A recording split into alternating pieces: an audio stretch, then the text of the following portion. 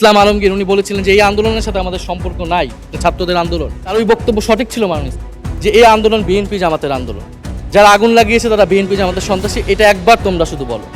মাননীয় স্পিকার, জুলাই গণ অভ্যুত্থান সকলের অংশগ্রহণে হয়েছিল, এটা আমরা বারবার বলেছি।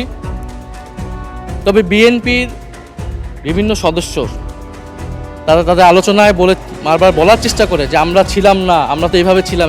এটা তো প্রমাণ করার প্রয়োজন নাই মাননীয় স্পিকার। এটা কেন এত হীনমন্যতা আমাদের এটা বুঝে আসে। বিএনপি তো অবশ্যই জুলাই গণ অভ্যুত্থানে ছিল, আমাদের সাথেই ছিল। এবং সেই সময়ের একটা উক্তি বিএনপির মহাসচিব মির্জা ফখরুল ইসলাম আলমগীর উনি বলেছিলেন যে এই আন্দোলনের সাথে আমাদের সম্পর্ক নাই, ছাত্রদের আন্দোলন। তার ওই বক্তব্য সঠিক ছিল মাননীয় স্পিকার। তার ওই সময়ে কৌশলগত অবস্থান এটাই সঠিক ছিল। উনি ওই সময় এই বক্তব্যই প্রয়োজন ছিল। এটা তো আমাদের কোনো দ্বিমত নাই। মাননীয় স্পিকার, আমাকে ডিজিএফআই, ডিবি, এসবি, বাংলাদেশের হেন কোনো গোয়েন্দা সংস্থা নাই যারা আমাকে ইন্টারোগেশন করেছে, টর্চার করেছে এবং একটা কথা বারবার বলানোর চেষ্টা করেছে যে এই আন্দোলন বিএনপি জামাতের আন্দোলন, যারা আগুন লাগিয়েছে তারা বিএনপি জামাতের সন্ত্রাসী, এটা একবার তোমরা শুধু বলো।